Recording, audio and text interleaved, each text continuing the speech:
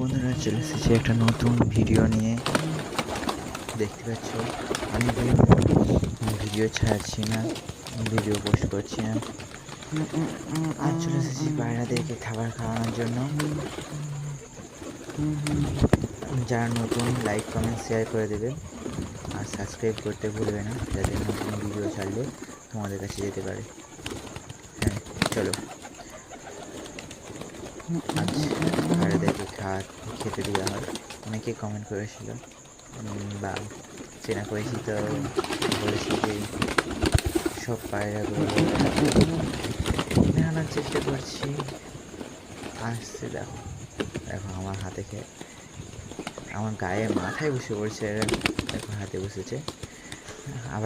আরেকজন এসছে।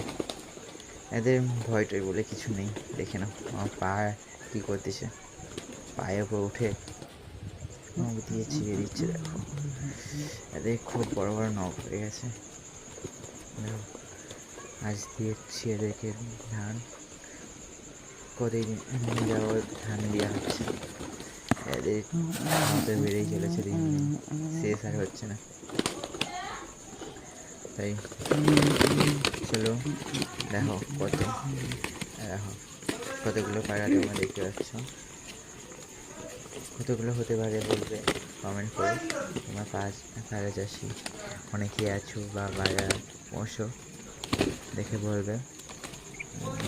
দেখো কেমন খাচ্ছে, এদের ভয় টয় কিছু নেই। আমাদের রাজারানিও দেখছো এখন আমাদের আর ভয় করে না আমাদেরকে।